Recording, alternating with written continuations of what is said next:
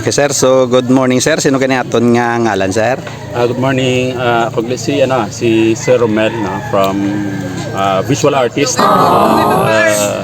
saka professor from LCC Bacolod and University of St. Lazare. Okay, so salamat din sir no. So ano atong purpose ni sir nga ari kita diri subong?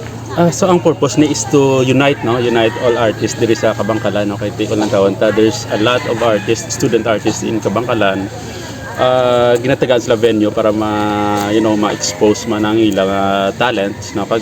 This is also a part of our tourism week, no, diri sa syudad sa Kabangkalan, no. Ina-enhance naton ang mga spaces pag diri sa Kabangkalan nga kung pwede bla namion siya, no. So we call this as art in public spaces, iti para ma-appreciate man sa mainstream, no, or kadamaan kung ano gid bala ang papel sang isa ka art sa aton syudad.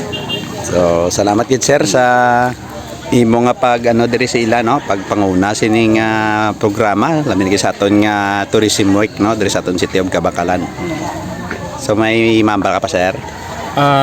Ang mambal ko is we need to encourage more people, no, to join, no, this project.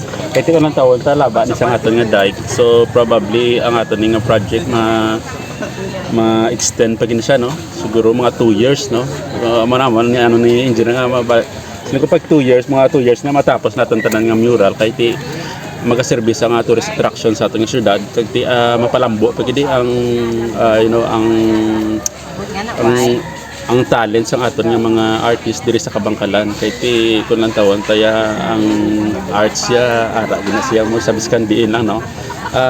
Wala na kinanglan nila venue, no, kinanglan nila may malid nga para ang aton mga bataan expose ang ilang talent sa Kabangkalan. Kag possibly, no, basi pila ka adlaw ang Kabangkalan himo sa art capital or art capital of the South, no, diri sa probinsya sa Negros. Madamog ni salamat sa suporta. So thank you again sir. Aim high Kabangkalan. So salamat gid. Thank you.